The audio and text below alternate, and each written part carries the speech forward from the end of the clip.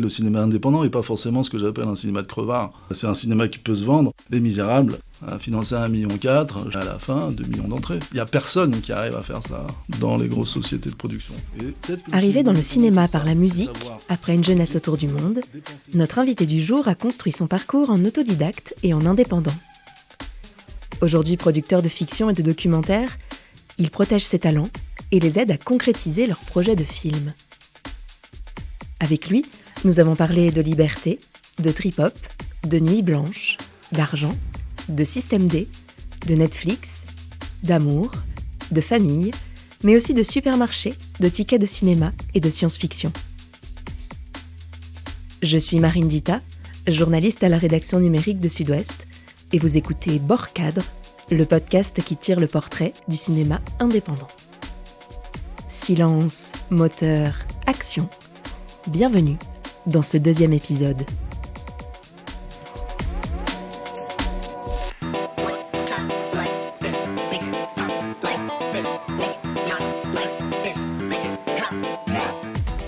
Et aujourd'hui, nous recevons François-Pierre Clavel, qui est venu nous raconter son parcours et son métier de producteur. Bonjour François-Pierre. Bonjour. Et pour mener l'entretien avec moi, c'est Natacha Séverine, directrice de la programmation du FIFIB, qui nous a rejoint. Bonjour Natacha. Salut Marine. Alors, avant toute chose, François-Pierre, est-ce que tu peux te présenter ton nom, ton âge, d'où tu viens et en quelques mots, en quoi consiste ton métier ? Oui, donc c'est François-Pierre Clavel. Je produis au sein d'une société qui s'appelle Kidam. Ça fait une dizaine d'années que je produis des images. 5 ans que je produis du cinéma en gros. Je viens de tellement d'endroits que ça va être compliqué.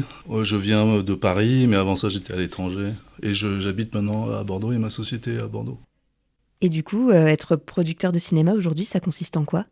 Producteur de cinéma aujourd'hui, c'est trouver des talents, les accompagner, ne pas les abîmer, ça veut dire les protéger, les comprendre d'abord. C'est un travail psychologique presque et aimant, dans le bon sens du terme, dans le sens de l'accompagnement et de la protection. Je pense que c'est ça la production indépendante aujourd'hui. Alors on va remonter un peu le temps avec toi, François-Pierre. Est-ce que tu te rappelles d'où est né ton intérêt pour le cinéma ? Alors oui, alors ça je vois très clairement parce que j'ai passé une grosse partie de ma jeunesse à l'étranger. Je parle de vraiment jeunesse, je crois que j'étais au Liban dès mes 4 ans.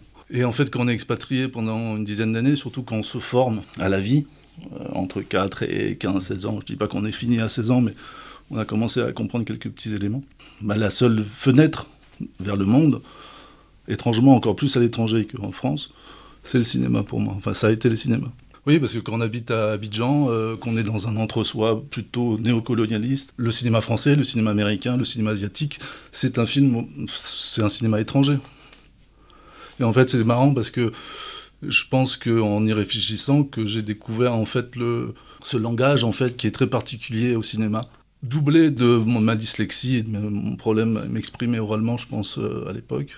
Ce qui m'a amené en fait pas du tout vers le cinéma au début, mais vers l'indépendance, plus que le cinéma. Le principe d'indépendance, c'est vraiment être son propre patron, si on est patron de quelque chose, on va dire. J'ai fait de la musique au début, j'étais musicien, j'avais mon propre groupe, mon propre label. Ce côté un peu écologique de l'action, en fait, qu'elle soit culturelle ou autre. Donc au départ, quand tu étais petit, tes premiers rêves, c'était pas de faire du cinéma ou de travailler dans le cinéma, c'était quoi ? Oui, je pense que quand on sort d'une adolescence telle que la mienne, qui était une adolescence heureuse, mais mondiale, je suis allé au Liban, en Iran, en Côte d'Ivoire, aux États-Unis, et tout ça dans différentes périodes. C'était juste de continuer à vivre de ce monde. Il n'y avait pas une notion... alors moi, j'ai jamais vraiment énormément réfléchi. J'ai pas fait d'études aussi. Donc ça m'a aidé en fait à être tout de suite dans le concret. Dès que j'ai eu mon bac, une fois rentré en France, après une dizaine d'années à l'étranger, j'ai eu mon bac avec quelques difficultés, parce que j'avais vraiment un vrai problème avec l'éducation nationale française. Je suis tout de suite parti sur la route en tournée avec mon groupe. Lab, c'est un groupe de dub électro, très blanc, très trip-hop, quoi. C'était les années 2000. Et on a fait comme ça 8 ans de tournée en Europe, dans le monde. C'est ça l'indépendance. En fait, on crée une offre sans prédéfinir la demande. Là, on parle d'économie pure, que j'ai appris petit à petit, à force.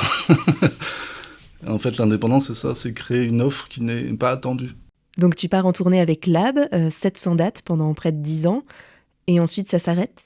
C'est comme un couple, un groupe. À un certain moment, il faut que ça s'arrête ou pas. C'est plus facile d'arrêter un groupe qu'un couple, surtout si tu fais des enfants. Ce qui s'est passé, c'est qu'en fait, on faisait des grands concerts, on a vraiment fait beaucoup de gros concerts même, en fait. Et on avait tout un dispositif vidéo. À l'époque, c'était une réalisatrice qui s'appelait Marie. Et en fait, elle faisait des dispositifs assez art contemporain. C'était une prof d'art contemporain, enfin de vidéo dans l'art contemporain. Et en fait, on a commencé à produire ces images, mais avec de l'argent ce qu'on appelait le DICREAM à l'époque. C'est un peu le prémisse des arts numériques, 2000, je parle. Donc c'est presque de la préhistoire. Encore, ça n'a pas forcément super évolué, mais... Et donc on finançait comme ça les choses. J'ai appris à...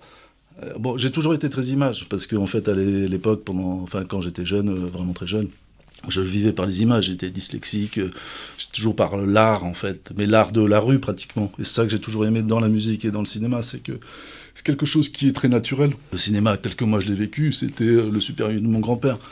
La musique, c'était moi qui enregistrais à l'époque des cassettes, des radiocassettes. C'est comme ça que j'ai vécu. Donc c'est plus une histoire d'une évolution d'un être humain qui s'accroche aux branches qui sont devant lui, quoi. Donc là, tu as 27, 28 ans, le groupe s'arrête, tu fais quoi ensuite ? En fait, j'ai pas fait ensuite. Avant que le groupe s'arrête définitivement, on l'a fait superbement bien, c'était d'un commun accord. Il fallait que ça arrête. Enfin, le rock, c'est bien quand t'as 20 et 30 ans, mais à un certain moment, à partir de la 100e tournée en France, ça sent la vase, en fait, en gros. Et moi, j'aime bien quand ça sent plutôt la rivière, avec le flot et l'oxygène et tout. Parallèlement, j'ai un très bon ami à moi, qui est le témoin de mon mariage, de Bastien et Ouzan, qui m'a dit « Mais viens produire des films dans ma société ». Finalement, on a créé une société spécifique à cela. Et j'ai fait un premier court-métrage avec une metteuse en scène qui s'appelle Pauline Bureau, qui est assez connue dans le théâtre. Et ça a été mon premier court-métrage que j'ai financé avec... les capitaux de la boîte, je m'en souviens très bien, j'étais parti avec 3 000 €, ça m'a coûté 13 000 €, on avait mis tous les capitaux de la boîte dedans. Bon, finalement, je me suis fait mon premier eczéma géant, je m'en souviens très bien. Mais en fait, on l'a remboursé, ce qui est assez cool. Faut le faire avec le court-métrage, surtout à l'époque. Et ça m'a lancé comme ça, en fait. Qu'est-ce qui te donnait envie dans ce court-métrage ? Pauline, c'est l'auteur, en fait, l'auteur que j'ai pu être quand j'étais plus jeune en tant que musicien. Je pense que ce rapport, en fait... c'est pas de tout repos, que ce soit pour l'auteur ou pour moi, mais c'est vraiment l'auteur qui me pousse. Moi, je pourrais ne pas lire de scénar. Le scénar, pour moi, c'est un outil. Un scénar, ça sert à découper. Ce qui m'importe, c'est les intentions et comment tu filmes. Et d'ailleurs, la preuve, tous les films que j'ai produits, que ce soit longs ou courts, le scénar est une matrice, en fait, qui sert à faire comprendre aux financiers mais surtout, ça sert surtout aux techniciens de pouvoir travailler son bout à bout. Quand on fait un plan de travail, c'est important de savoir ce que tu dois faire. À la base, c'était ça. Alors pour que les gens comprennent bien, le rôle du producteur, c'est de choisir des réalisateurs qu'il veut aider à fabriquer leur film, leur idée, en allant chercher des financements, c'est ça ? Oui. Le gros du travail, c'est tout avant ce dont tu parles. Le gros du travail, c'est une découverte d'un auteur et que l'auteur te découvre aussi. Le producteur n'est pas dominant dans l'histoire, surtout pas en France. En France, on a des auteurs-réalisateurs pour la plupart. Pour la plupart du temps, oui, c'est des auteurs-réalisateurs, donc ce sont des gens qui réalisent l'écriture qu'ils ont faite, ce qui est quand même assez complexe et un peu schizophrène, en fait, à certains endroits. Et nous, on est là pour respecter cette schizophrénie, mais d'un côté, pousser l'endroit. Alors l'endroit, c'est pas juste le scénar, pas juste le réalisateur, c'est les deux. Pousser à cet endroit et dire à tout le monde qu'en fait, c'est ça qu'il faut faire. Mais quand on est un producteur qui ne croit pas trop au scénario, comment on fait pour justement convaincre des personnes ? Alors moi, c'est pas que je crois pas au scénario. Généralement, quand je suis un scénario, je suis tout à fait capable de le défendre parce que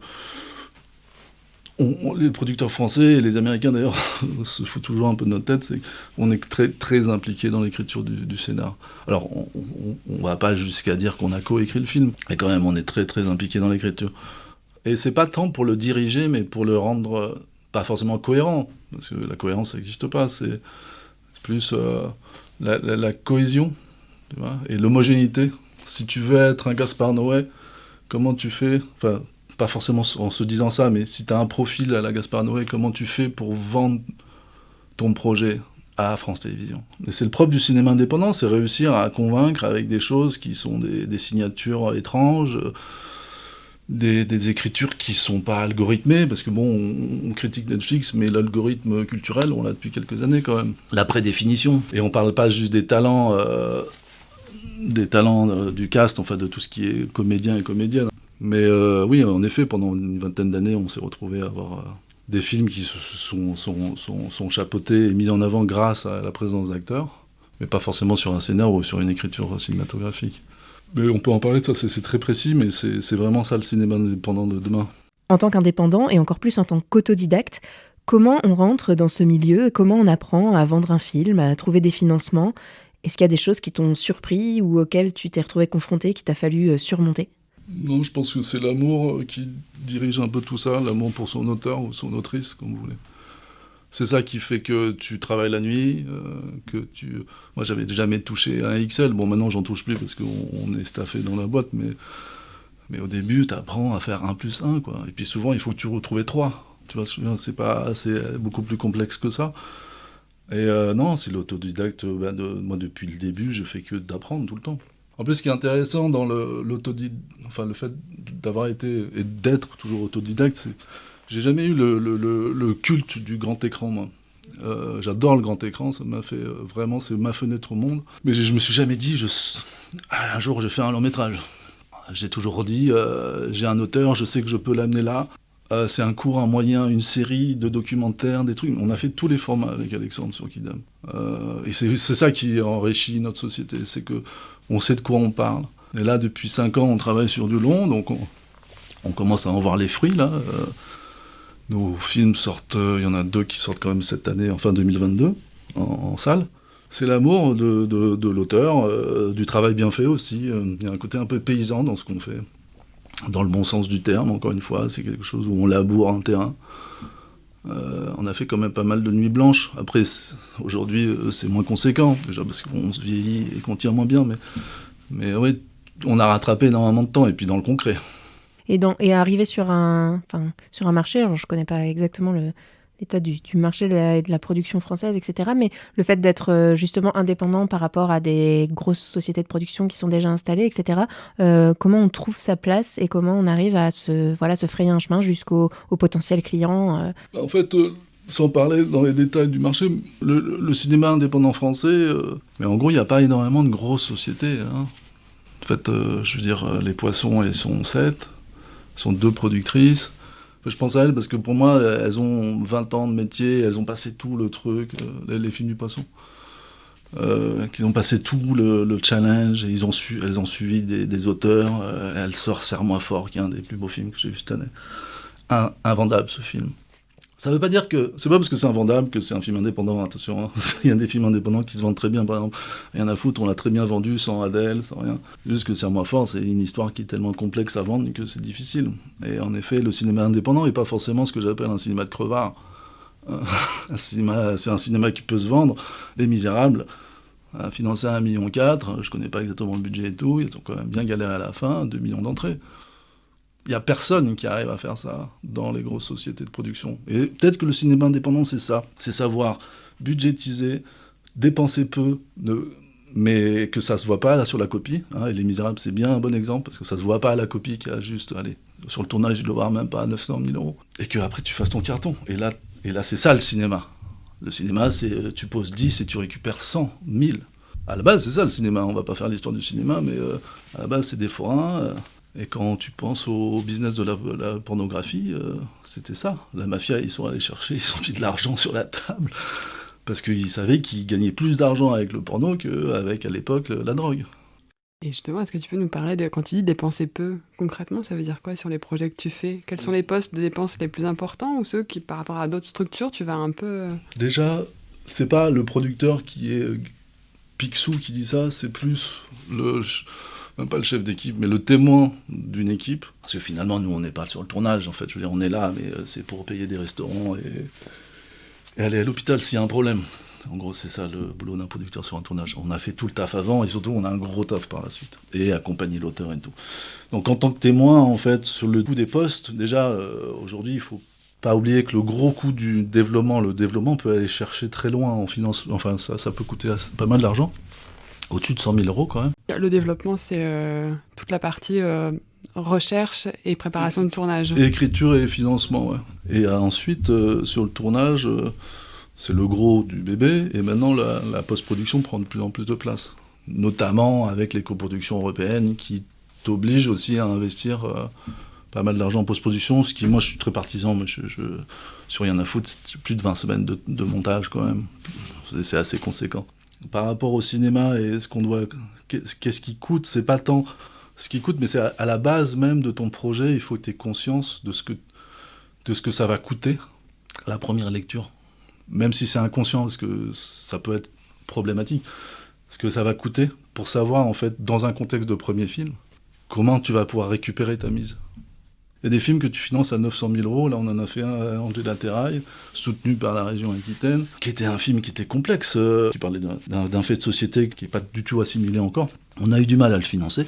C'était quoi le fait de société ? L'emprise sur l'enfant de la part d'un parent. Nous, on a bien vu qu'au retour des comités qu'on avait et des réflexions, il y avait quelque chose qui allait pas. Donc on l'a fait super indépendamment, en pas de télé. Moi déjà, quand il n'y a pas de télé, là, on est vraiment dans l'indépendance. On peut parler de la télé, de ce qu'elle a fait au cinéma depuis les 20 dernières années.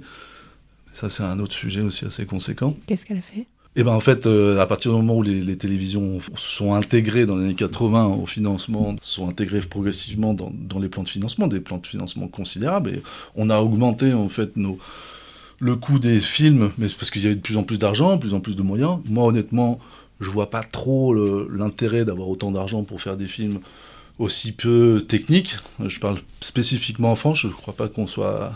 La télévision encadrait, dans le sens propre du mot, quoi. On cadrait le cinéma. Moi, je viens d'une génération autodidacte qui a vu de mes propres yeux des grands endroits et qui cherche dans le cinéma des grands endroits. Et pourtant, je vais faire des films comme Rien à foutre où il n'y a pas vraiment énormément de grands endroits. On est dans des avions. Mais la télévision a petit à petit cadré en fait les films pour qu'ils rentrent dans leur première ou deuxième partie de soirée. Il y a une forme de lissage de l'offre De lissage, mais involontaire, tu vois, inconsciente, je pense.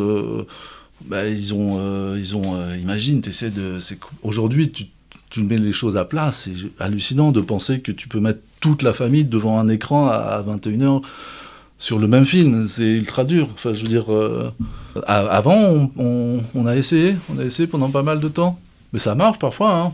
Mais sur des films bien spécifiques. Mais nous, on parle quand même de troisième partie de soirée, avec des sujets...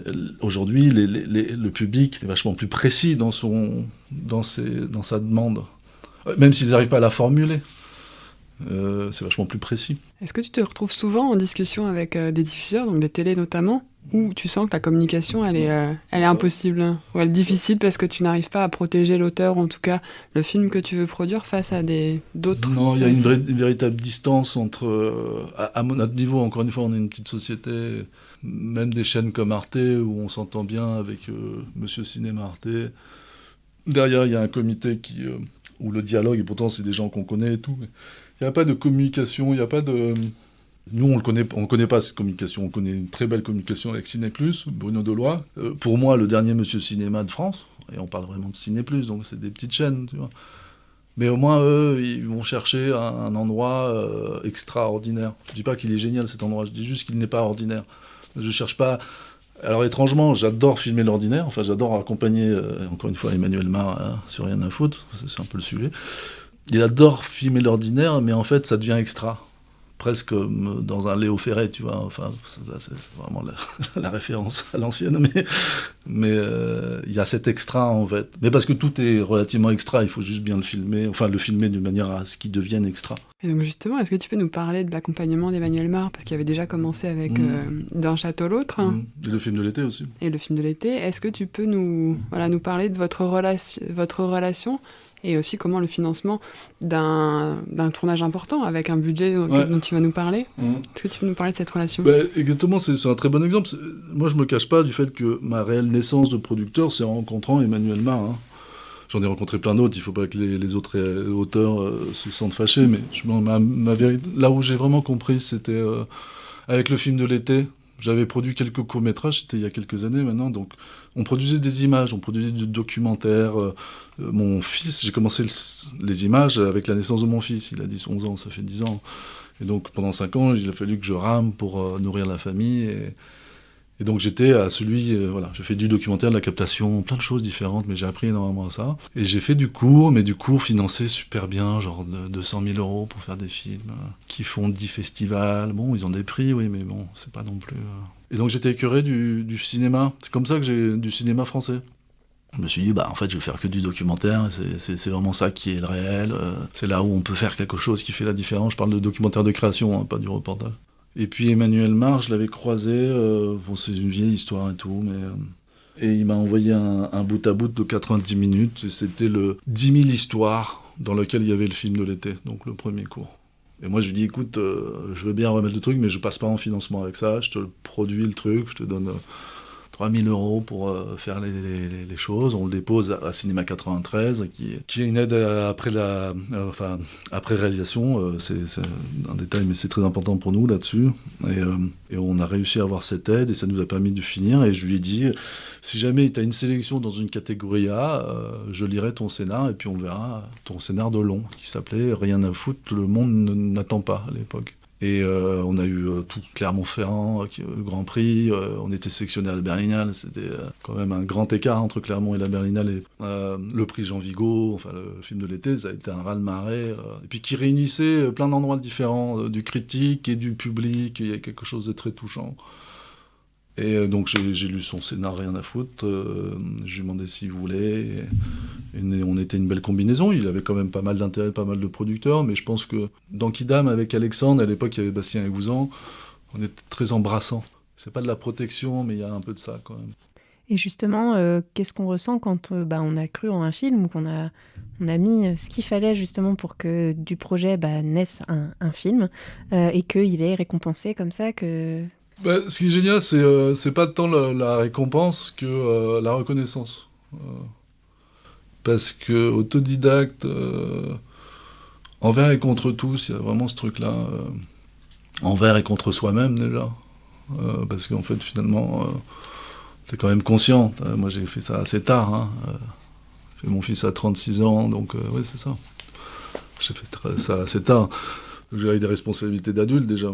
Donc oui, tu vas envers et contre toi-même, surtout, et après, et quand tu as la reconnaissance, déjà tu es surpris, mais Emmanuel aussi l'était, hein, on était tous surpris, et on a coproduisé ça donc avec Michigan, qui était cette petite société belge, qui est devenue un peu plus conséquente en cinéma indépendant, et on a grandi ensemble après. Et c'est pour ça que je dois être à mon 4e ou 5e film avec Sébastien et Alice Lemaire de Michigan, qui sont des frères belges. En fait, et le cinéma indépendant, c'est aussi ça, c'est la coproduction. Aujourd'hui, en France, tu fais un long métrage. Si j'avais fait le film tout seul avec Emmanuel Mar et Julie Lecoustre, j'aurais eu même pas 900 000 € en France. Avec la Belgique, eux, ils habitent en Belgique, enfin lui en particulier. On a pu rajouter, alors les Belges n'ont pas du tout financé quoi que ce soit des courts-métrages de Mar, mais une fois qu'il était prêt à éclore, on va dire ça comme ça, là, ils ont mis le paquet. Et donc, il y a eu 1,2 million pratiquement de la Belgique. Donc moi, où j'étais à la base délégué, alors je reste délégué, mais majoritaire, je me suis retrouvé un tout petit peu minoritaire.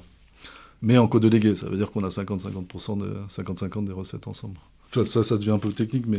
Non, mais c'est intéressant de voir qu'effectivement, c'est pas linéaire, c'est-à-dire que c'est pas un projet et hop, quand on trouve un producteur, on met l'intégralité de l'argent sur la table et puis hop, on y va, on réalise, et qu'il y a des montages d'argent ou de l'argent qui arrive à différentes étapes de la réalisation, et qu'aujourd'hui, pour faire un film, c'est de la coproduction, c'est de... C'est surtout, on n'est plus du tout à l'endroit de la douce époque des années 60-70, où en fait il y avait des mallettes de cash qui venaient tu sais pas d'où. Le sensei, ça existe depuis les années 50, la mise en place de l'avance, c'est récent en fait. Et tu fais pas un film comme ça. Les télévisions sont arrivées très tard. Il y a une période où, en fait, quand tu parles aux anciens producteurs qui sont encore vivants, François Djegaray qui produisait Romer, ouais, c'était des financements avec les losanges. C'était de l'autoproduction, en fait. C'est les recettes du film précédent qui te permettaient d'emprunter pour la suite. Et c'était des films beaucoup moins chers aussi. C'est ça, l'augmentation en fait, progressive entre selon moi, le surfinancement et la surdépense, pour en revenir au sujet. C'est pas tant en fait être avare, bien au contraire, mais mettre l'argent au bon endroit. Donc justement, en tant que producteur, il y a une méthodologie particulière de tournage où ils font beaucoup, parce que j'ai retourné, ils captent plein de choses. Toi, en tant que producteur, du coup, comment tu finances ça? Parce que ça peut faire des journées à rallonge. Les gens sont super ouverts, les gens, les financiers, les banques avec qui on travaille, on a quand même un tissu de professionnels qui adorent le cinéma en France, c'est génial. Enfin, je veux pas faire le bisounours, mais c'est vrai que les banquiers comprennent ce qu'on fait, les banquiers spécialisés dans le cinéma, ils nous prennent pas mal d'argent, mais en fait, c'est le jeu. Et donc, oui, les films comme ça, c'est parce que le film de Rien à foutre, comme le prochain film d'Alex Poukine, c'est des films qui sont prévus à plusieurs tronçons de tournage. Bon, nous on a tourné le film de Rien à foutre pendant le Covid. Ce qui fait que les tronçons étaient le bienvenu parce qu'en fait, on a pu disposer des entre-confinements pour tourner, parce qu'en plus on était dans un avion. Et les financements, non, ça marche très bien. L'argent sur un an, ça va, ça se prête, il faut avoir un bon directeur financier, c'est tout. Et malgré le Covid, justement, et donc du coup, l'arrêt... ça, c'est le principe même du cinéma indépendant, c'est que en fait, c'est toi qui décides si tu tournes ou pas, et si ton équipe fait partie de ta famille, ça le fait. Mais même quand elle ne fait pas partie de ta famille, parce que tu vois le film d'Angela Terray qu'on a tourné en Corrèze, il y a eu quand même... elle n'avait pas d'équipe proprement dit. Il y a eu beaucoup d'équipes différentes qui sont présentées, en fait, finalement, qui jusqu'au dernier moment a changé, parce qu'on a eu pas mal d'incidents pendant le tournage. Eh ben, en fait, une famille du cinéma, ça se crée comme ça. À partir du moment où il y a une intention, je sais pas, c'est un truc alchimique. Je veux pas faire, pas hippie ce que je raconte, mais il y a un truc quand même qui est une communauté, en fait, dans un endroit précis. Et ça, quand ça marche, quand c'est ça, c'est beau et tu peux faire n'importe quoi avec. L'équipe fait le film. Le cinéma, c'est ça, en fait. Le cinéma, c'est ce collectif. On oublie peut-être un peu parfois, et c'est peut-être aussi pour ça que les techniciens, parfois, nous, le vivent de plus en plus mal. Mais c'est vrai que des super productions, que ce soit à la Gaumont ou pour toutes les productions qu'on fait pour les plateformes américaines ou autres, le technicien, l'artiste qui est le technicien, se perd. Et quand il retombe dans des films comme les nôtres, il retrouve du cinéma. Et c'est pas prétentieux, c'est juste un fait. Une équipe de 20 à 30 personnes comparée à une équipe de 100 à 120 personnes. Alors j'ai lu, tu écris sur le site de Kidam, ta société de production, qu'un des objectifs, c'est d'abolir les frontières entre le film d'auteur et le film de marché. Est-ce que tu peux nous dire quelles sont les différences entre les deux et les points communs, justement, autour desquels se rassembler ? En fait, le film de marché, c'est des demandes. C'est définir une demande et créer une offre par rapport à la demande. C'est le cinéma de supermarché, avec tout ce que ça comprend, notamment le conditionnement. Comment tu conditionnes l'offre et la demande. Dans le supermarché, c'est la même chose. Tu vas prendre tel beurre parce qu'il se conditionne mieux, il fonctionne mieux, enfin, tu vois, il pourrit moins, je sais pas. Le cinéma de marché, sans vouloir le critiquer, mais ça existe pas vraiment... Si, ça existe, mais les coups sûrs, j'arrive pas à y croire, en fait. J'ai du mal à comprendre le principe même du coup sûr. Et il s'avère qu'on a toujours un peu des belles surprises, justement, dans le cinéma indépendant ou le cinéma d'auteur. Enfin, tous les films sont des cinémas d'auteur. Ça, déjà, il faut le mettre ça au clair. C'est chacun des auteurs qui vivent et qui font des films, qui soient financés par Netflix, La Gaumont ou par Kidam, ils vivent... Ils croient en ce qu'ils font. Et ça, on ne pourra jamais leur retirer ça. Et c'est ça que j'adore. Moi, j'adore tous les auteurs. Moi, j'ai vécu aux États-Unis, à l'époque c'était la grande période de Spielberg quand j'y étais. Il y avait Spielberg et puis plein d'autres cinéastes qui faisaient des films de marché. Mais ça reste des auteurs qui croient en ce qu'ils font. Donc ça, c'est clair. Donc tous les cinémas sont des cinémas d'auteur. Après, avec quel outil ou quel jeu tu joues, en fait, et avec qui tu joues. Et tu disais en introduction aussi que ton métier de producteur consistait à protéger un auteur. Je me posais la question, de quoi on protège et comment on protège ? La naissance d'une écriture, qu'elle soit... d'une écriture, ça peut être même métaphorique, l'écriture. La naissance de quelque chose, c'est toujours très fragile. Déjà parce qu'il faut avoir un certain, pas toupet, mais c'est pas oui, c'est une forme de narcissisme de raconter une histoire. Pourquoi moi je raconterais une histoire et pas les autres? D'où qui je suis pour avoir la prétention d'avoir le droit à mon endroit. Qui je suis pour dire que moi je mérite qu'on me finance ou des trucs comme ça. Ça c'est déjà un endroit donc d'une fragilité. Tous les auteurs l'ont. Même ceux qui sont les plus arrogants, ils sont passés par là.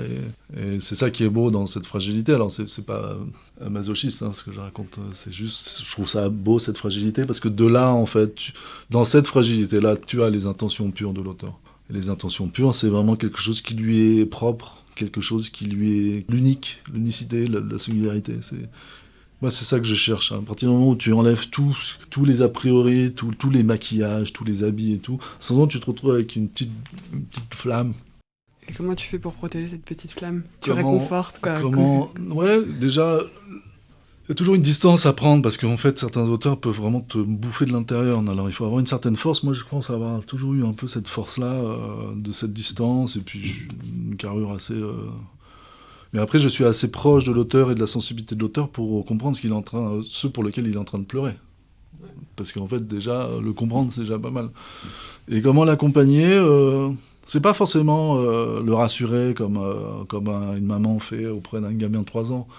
C'est plus l'accompagner dans ses doutes, souvent, mais en tirer une essence, pas positive, mais une essence constructive, plutôt qu'une essence destructive. Parce que c'est vrai que selon la personnalité de chacun, on peut s'autodétruire. Et le doute, c'est quelque chose de primordial, surtout quand tu veux chercher le non-ordinaire, quoi. Si tu fais de l'ordinaire, le doute, ben voilà, c'est ça le souci avec l'ordinaire, c'est que normalement il n'y a pas sujet au doute. Et avec un auteur ou une autrice, c'est ça le but, c'est d'aller être dans cet équilibre-là, d'assurer que c'est là où elle doit aller pour aller au bout de cette envie qui n'est même pas encore définie. Et après, elle se transforme et ça se construit comme un château de sable, on va dire. Château de sable parce qu'en fait, c'est très rapidement, le moindre vague, t'as une tour qui tombe. Mais c'est ça qui est beau aussi, parce qu'en fait, quand la tour tombe, tu te poses d'autres questions et t'as d'autres angles. Le but, dans un financement de film et d'accompagner un auteur, c'est de prévoir ou de savoir répondre à toutes les questions qu'on va te poser. Autant de personnes qui lisent le scénario, autant de questions singulières. Comme n'importe quel spectateur, en fait. C'est ça que j'adore dans le cinéma. Et donc il y a en même temps la petite flamme de l'auteur, en tout cas son style, son point de vue que tu accompagnes, mais on disait aussi tout à l'heure qu'il y a l'idée de créer une marque qui dame, en tout cas une identité. Et ce serait quoi la méthode ou la petite flamme, la singularité? On en parlait avant sur film d'auteur, film indépendant. Est-ce qu'il y a une méthode de Kidam, de production, qui serait vraiment propre à vous? Une cohérence, je pense que la véritable cohérence qu'on a au niveau de société, c'est une cohérence de plaisir.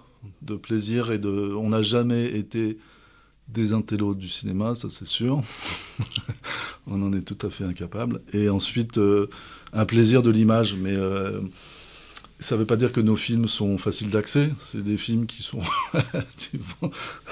Théo et les Métamorphoses, je ne sais pas si vous l'avez vu, mais du film de Damien Abdoul qui sort en 2022.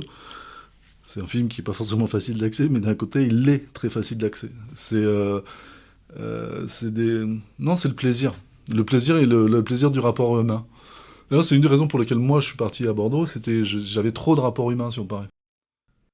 Ça devenait trop automatique, Non, s'il y avait trop de monde, j'arrivais pas à me sortir de là, quoi. Je me perdais, en fait, quelque part. Et là, avec la distance, donc mes auteurs sont principalement belges.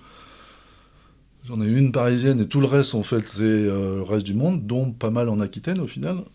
Ben, en fait, cette distance me permet de sauver aussi cette marque dont on parlait. Alors, une marque, ça peut être aussi une identité, quoi. C'est de créer du large, en fait, autour, et pas être dans l'entre-soi. Quand je suis parti de Paris vers Bordeaux, c'était il y a 2-3 ans, donc c'était avant le confinement, les confinements, j'avais vraiment cette nécessité de sortir de toutes les petites scènes qu'on connaît, et qui sont pas méchantes à la base, elles sont adorables même. Hein. Parfois, elles pensent qu'elles savent mieux que d'autres, mais ça, c'est le propre de l'entre-soi. Juste la distance, ça m'a permis, moi personnellement, de créer plus cette marque, justement, parce que finalement, en sortant, j'ai refait en fait ce que je faisais quand j'étais petit, mais malgré moi. Quand tu sors dans l'endroit, en fait, tu vois mieux l'endroit. Et en plus, tu décentralises, c'est pas juste tu te décentralises physiquement, tu te décentralises intellectuellement. Et le cinéma, c'est ça. C'est comment tu arrives à te sortir de l'endroit. Mon problème avec Netflix, notamment, pour pas le citer, c'est que je trouve qu'il y a très peu d'endroits variés. Moi, je ne peux plus supporter, en fait, la société américaine, pas parce qu'elle est nulle, elle est aussi nulle que d'autres, mais c'est juste parce qu'il y en a trop. Moi, j'ai besoin de monde extérieur. Il y a certaines personnes qui connaissent mieux, habitant à Bordeaux, connaissent mieux, en fait, New York que Biarritz. C'est pas grave, en soi, mais à un certain moment, c'est une sorte d'écœurement. Pour moi, le cinéma, c'est ça. C'est quelque chose où tu connais ton voisin, mais tu connais aussi l'autre bout du monde.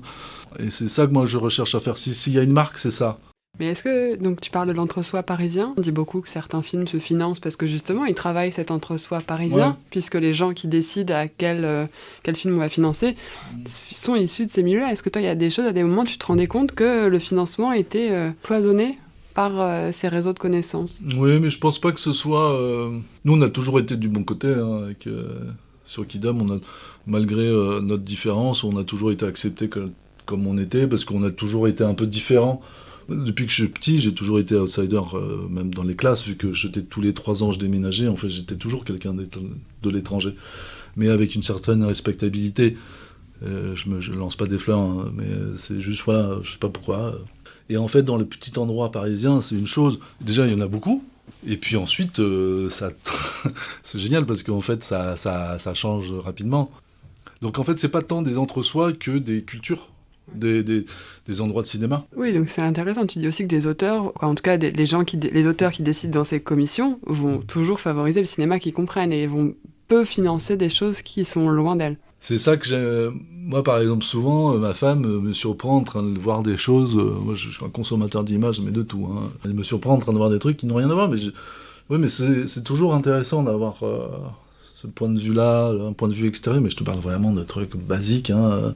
Mais tout le monde n'est pas comme ça. Et surtout, tout le monde doit défendre à un certain moment, non pas une chapelle, mais un endroit, un micro-endroit peut-être, mais un endroit qui doit être prédéfini. Les comités Arte, c'est ça. Le comité France Vision, c'est ça. Canal+, c'est plus compliqué encore.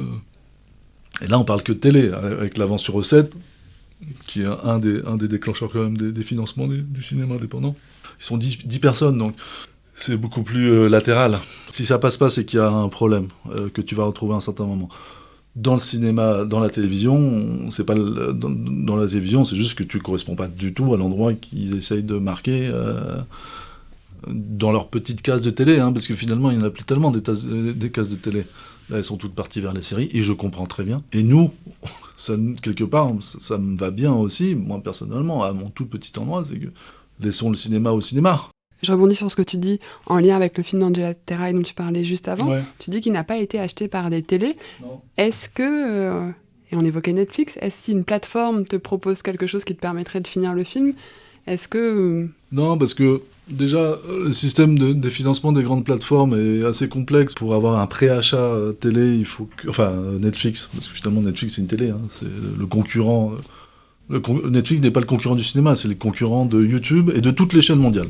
C'est ça leur concurrence, c'est génial. Mais YouTube est bien dans l'affaire. Moi personnellement, je regarde du YouTube comme j'aurais pu regarder la télé il y a 30 ans. T'as tous les programmes que tu veux, c'est drôle. Et en face, t'as... bref, Netflix, en fait, demande à des vendeurs internationaux de leur rapporter des talents, des projets de films. Donc tu passes par des vendeurs internationaux, enfin du moins il y a 2 ans quand on a essayé de faire ça, c'était ça. Et puis après ils sélectionnent, mais tu te rends compte en fait la compétition mondiale sur ton endroit et ta capacité. Et aujourd'hui quand tu as des bureaux européens, ils vont signer des auteurs conséquents, français, des Pluchin, enfin des grandes signatures françaises.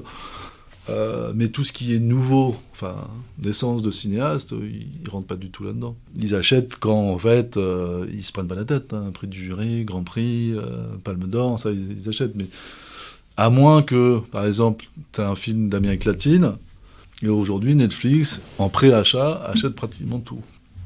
J'exagère un peu, mais parce qu'ils cherchent le marché hispanique, qui est un des plus gros marchés au monde, accessible par des Américains, bien sûr. Et donc ils achètent à tour de bras. Donc on a notre cinéma du monde qu'on défendait il y a quelques années est complètement mis à mal en ce moment, parce que les Colombiens ou les Chiliens qui venaient nous demander de coproduire, maintenant ne sont même plus intéressés, parce qu'ils ont tout de suite Netflix qui ramène 500 à 1 million sur un film à 2 ou 3 000. Encore une fois, c'est un peu compliqué ça, mais c'est ultra important, parce que c'est ça, et l'innovation, c'est là où les plateformes peuvent vraiment poser un problème sur notre système de financement.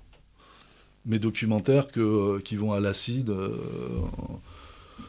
c'est des films qui n'existeraient pas sans l'innovation, sans ce pourcentage que le CNC ponctue de chaque ticket, qui nous permettent de, non pas de faire de l'argent, mais de créer un film qui peut montrer une chose différente du monde. Oui, donc aujourd'hui, le manque d'entrée en salle, que ce soit pour du cinéma indépendant, d'auteur, ou du cinéma plus de marché, et des grosses productions, tout est interdépendant, et le cinéma indépendant et le cinéma d'auteur et les nouveaux regards et l'innovation ont besoin des entrées de tous les films. Ah oui, c'est ça. Pour l'instant, tel qu'on fonctionne, parce qu'on a un droit du travail qui est assez rigoureux, pour pas dire rigoriste, avec les conventions collectives et tout, que les techniciens ont signé. Moi, je me pose toujours pourquoi ils ont fait ça. Ils ont vraiment eu peur, en fait, de se faire avoir. Je dis ça parce qu'en fait, pour revenir au début de la conversation sur la notion de la dépense sur un tournage, il ne s'agit pas de mal dépenser, et surtout il s'agit de... Moi, le cinéma que je défends, et le cinéma indépendant, c'est avoir un résultat dans les intentions avec les moyens dont tu disposes. Le même résultat. Je veux dire, Emmanuel, c'est comme ça, tu vois, avec Emmanuel Mars, c'est ce qu'on s'est dit. Je veux dire, sur le papier, le film, on était dans plein d'avions. Si tu avais fait un devis Gaumont, le film coûtait 5 millions. Mais parce qu'en fait, tu loues, si tu respectes... Enfin, je veux dire, nous, on a quand même loué un avion. Ça coûte combien, l'avion ? C'est 50 000 la journée. Ah oui. Oh, c'est pas une grosse voiture. Mais ça dépend comment tu chiffres ton film. Et en fait, finalement, le cinéma qu'on défend, il est dans cet endroit qui fait avec. Mais quand tu lis n'importe quelle interview de Carpenter, alors je dis pas que c'est un grand cinéaste, mais c'est un bon cinéaste. C'est un bon cinéaste parce qu'avec 3 francs 50, il fait des images. Et quand tu revois les films d'aujourd'hui, je sais pas, je m'en suis fait une série, ma dernière Insomnie, c'est vraiment découpé, t'as vraiment le b.a.-ba du découpage, et puis bon, les maquillages sont dégueux et tout, c'est pas grave, mais il arrive à créer ses intentions à travers c'est ça le cinéma, on n'est pas dans l'ultra-réalisme ou l'ultra-marvelien, enfin je sais pas comment on peut les appeler, tu vois, honnêtement, quand tu revois les grands blockbusters d'il y a 20 ans, ils ont tous pris cher, je veux dire, ils tiennent pas du tout la cadence, mais c'est pas grave. Aujourd'hui, on peut se régaler d'avoir un film de blaxploitation, tu vois, un style un peu qui peut être ringard ou qui peut être, mais qui a énormément de valeur parce que ça fait partie de l'histoire du cinéma. Mais tu parles aussi d'Insomnie. Est-ce que c'est pas le producteur est vraiment à cette place où tu prends des risques ? Est-ce que toi, à des moments, tu te dis pas sur un tournage, mais on est parti dans quelque chose quand même où tes angoisses sont très fortes parce qu'on est à moins 500, on a moins 200 000, on sait pas. Moi, j'ai jamais eu ça. Moi, j'ai jamais été dans ce cas-là. Je sais pas si je le serai un jour. Je touche du bois, mais on a des petites frayeurs. Mais non, j'aimerais pas y être déjà parce que je trouve ça absurde en fait de risquer autant pour finalement. Je sais pas, j'ai jamais été dans ces conditions, je respecte énormément les producteurs qui l'ont été, ça existe, il y a énormément d'histoires comme ça, où en fait t'as signé un budget, et il doit se tourner à un moment, t'as signé ton budget, et tu commences le tournage et t'as pas le budget financé. Et donc en fait t'as 100 000 euros par jour qui part, selon des budgets, enfin entre 50 et 100 000 euros.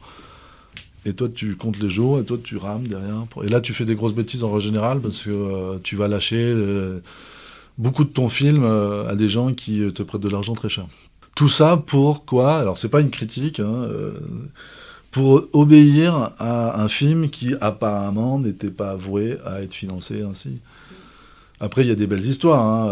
Il y a des histoires où, en fait, en parlant de 500 000 euros sont tombés le jour J du premier jour de tournage, suite à un dépôt ou un retour d'une commission, je ne m'en souviens plus quoi. Ça existe les belles histoires, ça existe les histoires un peu graves. Et moi j'ai un truc un peu écologique là-dedans, c'est que je trouve que ça sert à rien de faire un cinéma surdimensionné par rapport à tes moyens. Alors comment le métier, c'est de savoir comment tu jauges et comment tu juges et comment tu... Mais je suis assez, pas économe, mais c'est écologique. C'est dans le sens... tu fais attention à ce que tu fais et de la manière dont tu dépenses cet argent. Parce que tu connais bien ça, en fait. Avec 10 ans de tournée, tu as une idée précise, en fait, je pense, des coûts. Il y a beaucoup de producteurs qui sont à des moments assez déconnectés Exactement. Du terrain. Ouais. Je pense que le fait qu'Alexandre et moi, et je parle d'Alexandre parce qu'Alexandre, il est très pragmatique sur les moyens, mais c'est comme faire une fête, en fait, un film.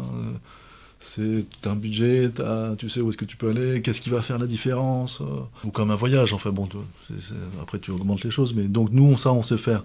On sait faire, mais c'est parce que j'ai fait le tour du monde avec des équipes avec 3 francs 50 pour faire du multicam pour Arte. Et dans la tournée avant, j'avais appris, et c'est moi qui faisais le son, enfin j'étais musicien, mais tu vois, on se débrouillait, on était technicien là sur Angela Terrail. On a eu un décalage parce que Finnegan, notre fille, a été covidée au début du tournage, donc on a tout décalé. Le cuisinier n'était pas là, et Alexandre a fait la première 4 jours de nourrir 30 personnes par jour, tout seul. Et moi j'ai fait la fin de la semaine où j'ai nourri les gens. Voilà, c'est un peu ridicule peut-être sur le moment, mais honnêtement, je pense que ça a mis de l'ambiance. Ils ont très bien mangé, et nous, ça nous a permis de rencontrer tout le monde et de parler du film. Là où en fait, si nous on n'est pas utile sur le tournage, on n'y va pas forcément. C'est un peu ça, oui. Je me dis pas, tiens, il faut que je craque 30 000 € en plus parce qu'il faut que je trouve quelqu'un, je préfère le faire moi-même. Les films qu'on fait, ils sont un peu à cet endroit. Demain, si on fait une super production pour je ne sais qui, ça me fait rire, mais pourquoi pas ? Ce sera autre chose. Mais là, on parle d'endettements qui sont complètement différents et on n'en a pas peur. J'ai 46 ans. Allez, j'en ai encore pour 10 ans avant que ça m'ennuie vraiment profondément. J'espère que mon dernier métier ne sera pas ce métier-là. Mais, en 10 ans, je pense que ça peut avancer très vite. Justement, pendant ces 10 ans, et avant que ça t'ennuie, qu'est-ce que tu aimerais encore réaliser comme projet, comme film, comme histoire ? Moi, je suis très terre à terre et puis très au jour le jour. Donc là, je pense beaucoup au film d'Alex Poukine, son long métrage qui est vraiment quelque chose d'assez exceptionnel. On a plein d'autres films, d'Emmanuel Laborie aussi, Le Royaume. On a plein de films dans l'année qui vont se tourner là. Mais en soi, j'aimerais bien faire... Alors c'est complètement inadapté à ce qu'on est en train de dire. J'aimerais bien un jour accompagner une écriture longue. C'est-à-dire, pas forcément une série, mais un 4,52 ou un... Mais quelque chose qui part de l'endroit d'où on est. Ça veut dire... un peu extraordinaire. Et j'adore la SF. Je suis un fan de SF. Tu parles de l'endroit d'où on est, de Kidam. Ouais, de Kidam. Ouais. Alors pour l'instant, c'est sûr que... Mais quelque part, pourquoi pas, en fait. J'aimerais bien, avec Alex, on aimerait bien faire de la... Moi, j'aimerais bien faire de la SF. Ouais, j'adore la SF. Je trouve que ça vieillit bien. C'est un peu le... Pour l'instant, c'est assez loin de ce que vous avez fait. Ah mais c'est tellement loin. C'est tellement loin, mais je sais pas, il y a des trucs où en fait, c'est pas un happy ending à chaque fois, mais je veux dire, il y a toujours quelque chose qui te lance à la fin d'un film de SF. Et il y a tellement d'ouvrages, là en ce moment ils ouvrent les tiroirs, mais tellement d'ouvrages où on pourrait l'adapter. J'adorerais faire une adaptation, j'adore accompagner l'écriture, mais j'aimerais bien qu'on ait les moyens d'adapter quelque chose, quoi. D'une écriture qui est déjà faite et avoir un réalisateur ou une réalisatrice qui se... L'adaptation, c'est un truc génial pour un réalisateur parce qu'il peut vraiment créer. Je dis pas qu'il peut pas créer avec son propre écriture, mais c'est quand même relativement plus figé, je trouve, en général. C'est pas négatif, hein, c'est normal. Il crée l'écriture. La réalisation, c'est une double adaptation. C'est 2 œuvres en fait. Et ça, on aimerait bien avec Alexandre. On est assez bon enfant. Vous recevez beaucoup de propositions de SF ? Mais du tout. Mais c'est le moment de passer un message. Oui, non, mais c'est après.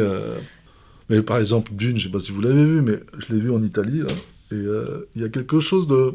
Moi, j'aime beaucoup les tableaux. En fait. J'aime beaucoup le cinéma pour sourd et muet quelque part. J'aime bien quand ça parle pas trop, j'aime bien quand c'est tout le contraire des films que je produis. Les films ils parlent. Mais quelque part, ouais, j'aimerais bien plus de cinéma dans le sens vraiment de la salle immense. Moi, tu vois, Dunkerque de Nolan, j'adore. Ouais. Parce que c'est de la technique pure et je suis un petit enfant devant. encore une fois, à des années-lumière de ce que je fais. Donc oui, mon désir, ce serait ça. Mais alors, est-ce qu'en 10 ans, je réussirai à faire ça ? Puis j'ai toujours plein d'endroits qui m'attirent. Donc je sais jamais, tu vois, ça prend du temps. Au futur film de SF, alors. Merci beaucoup, François et Pierre, d'être venus nous raconter ton parcours et ta vision du cinéma indépendant. Et merci, Natacha, pour ton regard sur le sujet. Merci aussi à vous, auditeurs, qui êtes toujours plus nombreux à nous écouter. Si vous avez aimé cet épisode, n'hésitez pas à nous le dire et à le partager autour de vous. Vos retours et vos suggestions nous sont toujours très précieux. Et pour ne rien manquer de Bord Cadre, rendez-vous sur sudouest.fr ou sur fifib, fifib.com, ou bien abonnez-vous sur Spotify, Apple Podcast, Google Podcast ou votre plateforme d'écoute habituelle. On se retrouve dans 15 jours pour un nouvel épisode. D'ici là, portez-vous bien.